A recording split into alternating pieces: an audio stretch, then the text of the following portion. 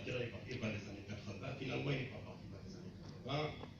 Tout ce qui a été découvert a été absorbé rapidement. On allait chercher une deuxième initiative, c'était soit l'offshore, soit ce qu'on appelle aujourd'hui le gaz de schiste, ou encore les gaz liés à la roche.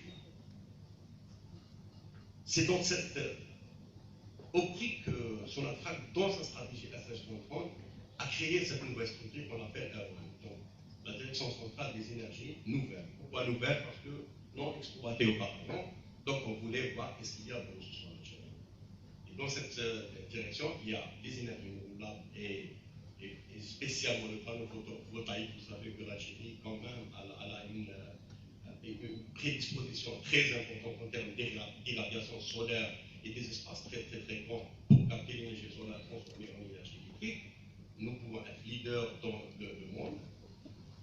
À travers les gaz de schiste, je ne vais pas m'étaler beaucoup, mais nous avons dernièrement, après une dernière étude, que nous sommes 3e en réserve mondiale et que nous devons nous y atteler maintenant pour pouvoir produire 5 ou 6 ans ou encore 10 ans, parce que c'est des projets qui sont économiquement très très difficiles à faire aussi. Et nous avons aussi l'offshore algérien qui fait partie du domaine minier algérien. Le domaine minier algérien fait 1 500 000 km². Et nous avons, d'après le dernier tracé de la ZEE, plus de 130 000 km² d'offshore algérien que nous considérons en interne comme étant un domaine frontière. Pourquoi frontière? Parce que c'est un domaine qui n'a pas été exploré. Je voudrais faire un petit historique. L'exploration dans le bassin algérien, en tant que bassin offshore, a commencé dès lors dans les années 70 avec des leviers aérogravimètres, aussi des sismiques 2D très éparses, très anciennes ont été faites. On en est à 14 000 km de 2D exploitables. Et on a fait des anciens puits que vous connaissez, donc ALG, ALZ, et puis celui qui est le plus important, c'est HPV1 qui est le plus profond et qui pour nous actuellement ne représente pas une information capitale dans le domaine des hydrocarbures. Donc aujourd'hui, dans la stratégie Sonatrach, on ne peut plus rester sans se poser des questions. Qu'est-ce qu'il y a dans ce domaine minier offshore? Vous le savez, dans les énergies fossiles, il y a une découverte, une exploitation et puis une chute. Les énergies fossiles, à un certain moment, c'est comme quand on part dans la chasse, on fait de la chasse, on en tire, puis j'ai bien ici. Des énergies fossiles, il faut toujours constamment chercher. La vie des gisements, s'il est vraiment grand, il s'agit en 50 ou 60 ans, mais les petits gisements, ils sont 20 et 30 ans. Aujourd'hui aussi, peut-être que Sonatrach aussi, ou l'Algérie aussi, elle est en train de voir sa courbe d'exploration, de développement, qui va atteindre un pic et qui va peut-être à un certain moment fléchir. Il va falloir chercher à renouveler ces réserves. Sonatrach doit renouveler ces réserves à travers ces sujets dans lesquels je suis en train de parler, donc, notamment tout ce qui est ressources non conventionnelles ou encore l'offshore algérien. C'est dans ce contexte-là que Sonatrach est revenu après l'exploration qui a été faite historiquement dans les années 70 par des compagnies étrangères, où on voulait juste savoir ce qu'il y a. On voulait connaître déjà la côte océanique, c'est aller où. Vous savez que le domaine de l'offshore algérien est très complexe. Il n'est pas comme le domaine offshore. Je ne parle pas des États-Unis, encore de l'Afrique orientale. Il est complexe. Sincèrement, il est complexe. Mais il fallait revenir. Et on y revient aujourd'hui. Nous avons, après avoir réalisé en 2011 et en 2010 une sismique 2D qui nous a permis de cartographier un petit peu le domaine offshore algérien, on y revient encore en 2013 pour la sismique 3D. Celle-là nous a ramené beaucoup d'informations. La sismique 3D nous a permis de préciser beaucoup de choses, géologiquement parlant, appartenant à des domaines miocènes, vous connaissez. Donc elle nous a permis de voir plus clair. Qu'allons-nous chercher à partir de la sismique 3D? Nous avons cartographié tout le domaine minier algérien. Nous avons vu qu'il y a des structures qui existent et qui peuvent être potentielles et qui peuvent aussi renfermer des hydrocarbures. Qu'est-ce qui nous a motivés encore? On ne pouvait pas rester par croisé par rapport à ce qui se passe en Méditerranée orientale. Aujourd'hui, pour ne citer que l'Égypte, qui n'est pas un grand acteur dans le domaine des gaziers ou pétroliers, et avait fait, ça fait 3 ans de ça, une découverte de 30 TCF. Un TCF, c'est 30 milliards de mètres cubes de gaz. Zone. Voilà. Zone. Et puis vous avez d'autres pays, la Grèce, le Liban aussi, Aphrodite, Tamar aussi. Donc, le Vietnam aussi. Le Vietnam aussi, pour ne pas. Donc, d'autres pays qui ont aussi découvert beaucoup de gaz. Aujourd'hui, presque on est à 200 TCF de gaz en place. Et qu'aujourd'hui, on est très menacé. Le dernier congrès de gaz qui a eu lieu en Italie,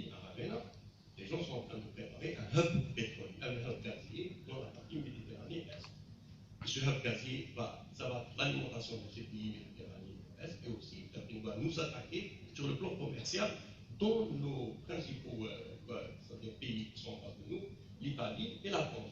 Aujourd'hui, avoir un tuyau encouragé la France ne constitue pas en fait un facteur de succès, parce qu'il vous dira du Caire jusqu'en Espagne, vous pourrez faire avec un LNG 18 heures. Je vous en explique. Donc nous sommes commercialisés, nous sommes concurrencés sur les réserves et nous allons être concurrencés sur la commercialisation de notre gaz. C'est le déclic en fait. On ne pouvait pas rester par le croisé. Et la seule question qu'on devrait se poser, sur la traque a-t-elle le droit de rester par le croisé à un domaine minier et qu'on n'est pas. On doit au moins le valoriser, savoir ce qu'il y a. Aujourd'hui, toujours dans la stratégie de son attaque, il fallait y aller seul, c'est un peu dangereux, et là je reviens à votre question. Son attaque n'a pas d'expérience dans le domaine offshore ingénieur. Comme vous le savez, le talus continental du domaine offshore plonge rapidement. Et nous sommes dans l'ultra deep offshore très très rapidement. Et ça, c'est des choses qui ne sont pas faciles à faire. Son attaque n'a pas, c'est-à-dire en prétention d'aller faire des choses comme ça tout seul. Il fallait aller en partenariat. Et le point focal de ce que je vais dire aujourd'hui, c'est le partenariat. Nous avons choisi d'aller en partenariat. Et la stratégie du partenariat en elle-même, c'est une stratégie qu'on devait adopter et qu'on ne pouvait pas laisser partir. Pour l'historique, on avait cherché beaucoup de partenaires ces 20 dernières années. C'est en vain. Les négociations n'ont pas abouti. Aujourd'hui, on a trouvé des partenaires qui veulent aller avec nous et qui y croient. Et pour peut-être rajouter un peu plus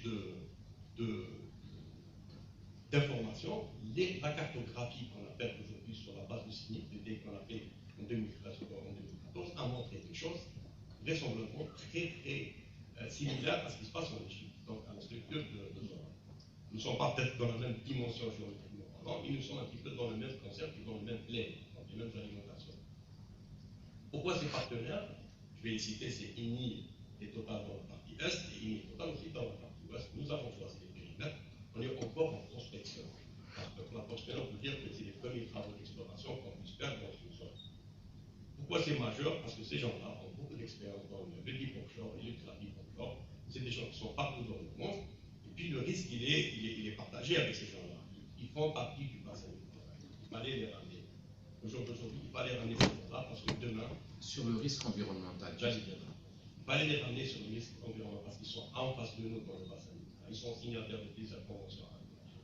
Il fallait les ramener aussi parce que nous avons partagé le financement. Nous avons connaissé un bout sur les financements dans l'offshore. Madame tout à l'heure avait cité, pour nous, pour le cas, nous sommes attelés à ne pas perdre une journée de retard pour le bateau qu'on a ramené, parce qu'une journée, c'est un quart de million de dollars. Donc c'est extrêmement cher. Ça n'a rien à voir avec ce que les autres pays. Donc nous avons ramené ces partenaires. Aujourd'hui, on a signé avec eux des contrats de prospection, bien sûr sous l'égide du ministère de l'Énergie. Le ministère de la Défense avait donné son accord. Nous avons travaillé en étroite collaboration avec toutes les entités et les parties prenantes au projet, même si nous avons peut-être à la limite, pour être honnête, failli, peut-être qu'on n'a pas encore vu tout le monde, et aujourd'hui, alhamdoulilah, en face de vous, je suis en train de découvrir des gens qui ont peut-être de l'avance par rapport à son impact sur ce connaissance du domaine offshore. Et nous allons nous appeler à vous voir et à travailler avec vous pour mieux conduire le projet, parce que nous considérons un projet où toutes les parties prenantes ne sont pas vouées à l'échec. Donc nous allons continuer à travailler ensemble. Donc pour revenir, l'activité a commencé au mois de mars. Nous avons réussi à mobiliser un bateau de 6000 3D et nous avons réalisé les 2000 km de 6000 3D au large de ce île-là et quelques kilomètres aussi de sismique 2D pour voir l'extension de la structure sur laquelle on projette de faire le premier pas. Juste pour dire aussi aux gens, l'activité sismique qu'on fait dans l'offshore n'est pas une activité durable. C'est des activités qui durent 1 mois, 2 mois, 3 mois au maximum. Donc nous prenons en otage une partie de la mer quelques mois. Et elle ne provoque pas beaucoup d'effets sur l'environnement, puisque c'est un bateau qui sillonne, qui fait des allers et des retours, en faisant des levées sismiques, et puis il part. Voilà. Le forage, par contre, il est différent. Le forage, c'est l'installation du transport qui peut aller de 3 mois jusqu'à 6 mois, et puis après, toujours dans le domaine de l'exploration, ça ne porte pas beaucoup de préjudice, mais on doit s'atteler à ne pas faire d'erreur, on doit s'atteler à travailler sur les aspects environnementaux avec toutes les parties prenantes, on doit s'atteler à ne pas prendre les risques, comme avait dit tout à l'heure un parmi vous, c'est de mieux connaître le domaine offshore pour mieux se prémunir, pour mieux se prévenir. Voilà, ça c'est très important. aujourd'hui, pour vous dire aussi, on est en train de travailler sur cette histoire-là, on est en train de l'interpréter. On pense que dès qu'on aura les premiers résultats, on pensera aussi à ramener un parcours. Et nous, comme je l'ai dit tout à l'heure, Sonatrach n'a pas le droit de ne pas savoir ce qu'il va pour l'achat. Sonatrach doit, le rôle de Sonatrach, on est à l'extérieur, pourquoi on est arrivé à dire ce pétrole-là, non, comment pour l'Algérie, c'est pas bon pour l'Algérie. Pourquoi c'est pas bon? En Norvège, ils ont 5 000 milliards de dollars de réserves par l'offshore norvégien. Ils ont fait toute une industrie, ils ont fait une économie très prospère. Pourquoi chez nous, ça va être notre maintenant? En fait, le pétrole en Algérie, ont toujours été le secteur qui a fourni le plus de valeur aussi. On doit continuer à travailler dessus. Monsieur Khafar, les gens ne sont pas contre. Les gens, ils veulent que des garanties dans les contrats de coopération que vous avez avec vos partenaires, qu'il y ait des dispositions claires sur la préservation de l'environnement. Donc c'est ça qui pose, c'est ça le sujet. C'est pas est-ce qu'on veut ou on ne veut pas aller sur l'offshore. Quelles sont les conditions qui sont aujourd'hui discutées et réunies pour réussir la préservation de l'environnement. Dans ce sens-là, donc, on s'est rapproché de l'ARH, donc de la régulation des hydrocarbures, on s'est rapproché. Généralement, sur la traque, par défaut, elle fait toutes les études d'environnement, que ce soit sur le land, encore sur le fond. On le fait systématiquement. Bien sûr, pour l'offshore, il a ses spécificités. Je vous ai dit tout à l'heure, quand on part en partenariat, on part avec des gens réellement expérimentés. Et pour l'anecdote, un des responsables de ces sociétés-là, il me dit qu'il a dit dans son allocution dernièrement qu'il serait regrettable, responsable de toucher le dos d'un dauphin en faisant de l'activité ici. Donc les gens sont très conscients et c'est des gens qui prennent beaucoup de dispositions par rapport à l'offshore. Et nous sommes avec eux, nous travaillons avec eux. Aujourd'hui, on est en train de construire des équipes, on est en train de former les gens. Ces études environnementales et d'impact environnemental doivent être faites de la meilleure façon qu'ils puissent le faire. Et à cela, nous avons aussi reçu des associations aussi qui sont en train aujourd'hui, qui ont revendiqué ça, et avec qui on est en train de travailler. Je vous remercie infiniment. Juste au passage, le directeur HSE Sonatrach, c'est un produit de l'ISMAL aujourd'hui. Hein.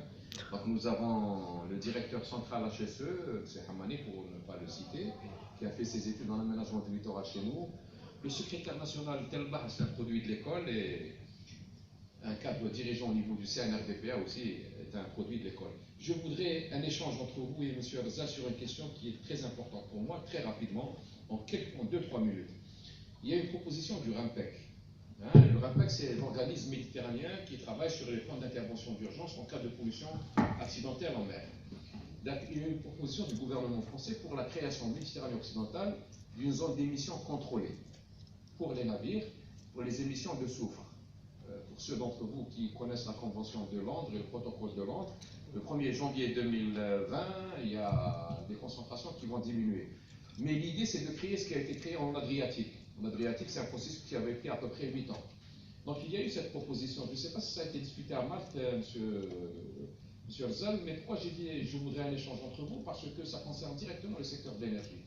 En réalité, ces zones d'émission contrôlées, c'est doter des navires de transport de marchandises et de transport de personnes avec du GNL. Donc il faut toute une infrastructure dans la Méditerranée occidentale et en dehors de la Méditerranée occidentale. Est-ce que donc l'Algérie, est-ce qu'elle doit y aller, elle ne doit pas y aller? C'est un sujet qui doit être discuté. À vous la parole. Merci, M. Grimet. Il y a eu un large débat sur la question de désigner la mer Méditerranée comme zone ECA ou CECA, ça veut dire zone contrôlée sur les émissions. Quand on parle des émissions, ça concerne l'oxyde de soufre, le SOX, l'oxyde d'azote, le NOx et les particules. Ça veut dire que c'est toutes les émissions qui sont à contrôler. Et il y a les CK. CK, ça veut dire qu'on ne contrôle que les SOX. On a tendance de commencer par la zone CK et progressivement aller vers la zone EK. Pour rappel, cette nécessité de contrôler les émissions est une obligation découlant de la Convention internationale sur la prévention de la pollution, MARPOL Convention de 73 et son protocole 68, qui contient 6 annexes. Il y a l'annexe sur les pollutions par les hydrocarbures, l'annexe 1. L'annexe 2, c'est les substances nocives, produits chimiques. L'annexe 3, c'est les marchandises dangereuses en colis. l'annexe 4, c'est les eaux usées provenant des navires. Et l'annexe 5, c'est les déchets solides provenant des navires, tout ce qui est garbage. Et l'annexe 6, c'est le contrôle des émissions provenant des gaz de combustion des moteurs et des moyens de propulsion qui entrent en vigueur dans certaines régions du monde.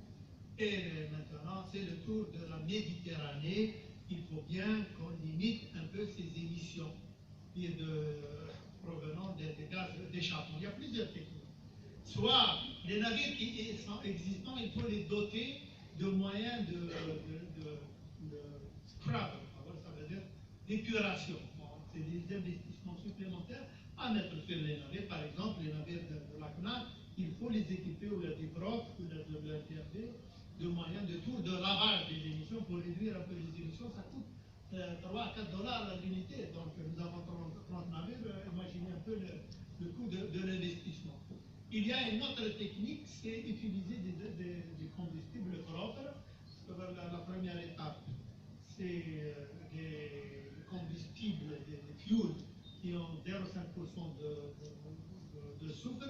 Et je suis heureux de savoir, la dernière fois nous avons eu une réunion avec le PDG de NAFTA, que NAFTA va commencer à produire des fuels à 0,5, mais l'objectif ultime, c'est des fuels à 0,1. Donc il y a tout un investissement à faire par nos amis de NAFTA et de Sonatrach. Moi, j'ai saisi l'occasion pour dire que nous sommes, fatalement, nous allons y aller pour désigner la zone méditerranéenne. Il y a eu deux options. Soit considérer des parties de la Méditerranée ou toute la Méditerranée. L'ensemble des participants étaient pour que toute la Méditerranée soit prise en considération. La pollution n'a pas de frontières. Donc ça, c'est la première option, la première recommandation. La deuxième recommandation, c'est commencer par le contrôle du SOX. Et moi, j'ai saisi l'occasion pour dire qu'il faut... Il y a eu des études qui ont été lancées, par la France notamment, qui veulent accélérer le processus pour des considérations de santé. Dans la région de Fos, de Marseille, il y a eu beaucoup de maladies à cause des émissions des navires.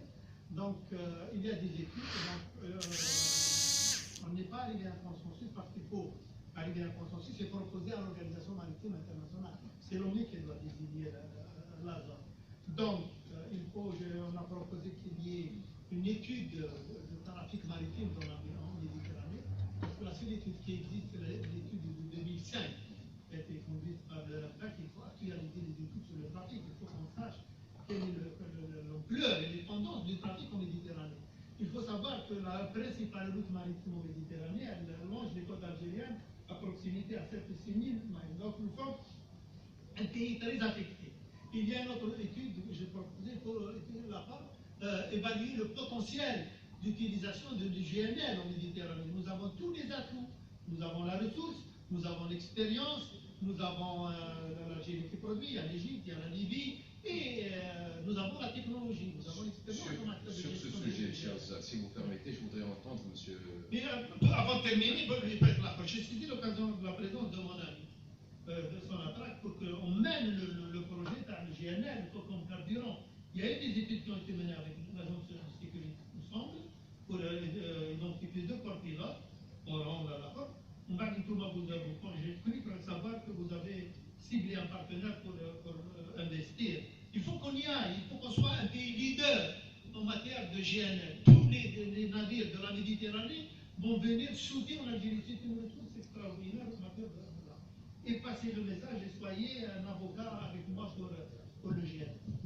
Je voudrais entendre M. Khampa sur cette question-là, surtout qu'on a, je pense, sous votre contrôle, M. Zad, nous avons 40 000 navires qui longent la côte algérienne, dont 11 000 touchent les ports algériens annuellement. Ouais. C'est vrai que c'est un sujet quand même d'actualité et d'avenir aussi. L'Algérie, en fait, vous savez autant que moi, est un pays gazier, beaucoup plus que pétrolier. Et à travers le monde, on sent que le pic pétrolier va plus rapide que le pic gazier, au vu des réserves, comme je vous l'ai dit tout à l'heure, des ressources non conventionnelles, notamment dans les bassins américains, en Russie, en Chine, en Algérie, encore dans d'autres pays où les ressources non conventionnelles existent et qui vont faire, j'allais dire, l'avenir de la transition énergétique, donc le gaz. Le gaz va venir Et le gaz va constituer l'énergie de la transition d'ici une dizaine d'années. Juste pour rappel, bon, je ne suis pas très expert sur le sujet, mais aujourd'hui, on produit 92 millions de mètres cubes de huile par jour, on les consomme. Et puis, plus de 80% de cette énergie, elle est dans les transports, effectivement. Et on utilise dans les fuels, dans les bateaux, en fait. 80% de l'énergie produite, elle est dans le transport. Et plus de 80% de cette énergie, elle est dans le transport maritime. Donc, le transport maritime consomme beaucoup d'énergie. Donc, il a beaucoup d'impact sur l'environnement aussi. Et une initiative a été prise par le gouvernement chinois lorsqu'il avait entamé son projet de ressources non conventionnelles. C'était de doter ces méthaniers avec du GNL et que les méthaniers devaient fonctionner avec du GNL. Bon, l'expérience elle est en train de se faire. Il y a un problème de sécurité aussi au niveau des bateaux, donc il faut trouver toutes les technologies possibles et imaginables pour sécuriser un bateau à méthanier. Vous imaginez, c'est un bateau frontal avec plusieurs milliers de tonnes de GNL. Donc les choses sont en train de se faire, mais on va s'atteler à travailler sur ce sujet-là. Et je reviens sur le hub aussi gazier GNL. Nous sommes menacés aujourd'hui par la Méditerranée orientale. Nous devons prendre toutes nos dispositions. Et le plus gros souhait, c'est de continuer à travailler avec toutes les parties prenantes au projet. Nous sommes dans la transparence complète. Nous recevrons toutes les personnes qui veulent venir vers nous, qui peuvent nous aider aussi. Ils veulent savoir aussi ce qu'on est en train de faire. Nous pensons que c'est une activité qui va prendre de l'essor, surtout et spécifiquement si on fait une première découverte avec 20 ou 30 TCR. Ça va 20 TCR, forcément, un hub au niveau du ski. Ça va être un GNL, un nouveau GNL. Voilà. Pour vous dire, donc, espérons un appel prometteur pour ces technologies. Merci. Avant de repasser la parole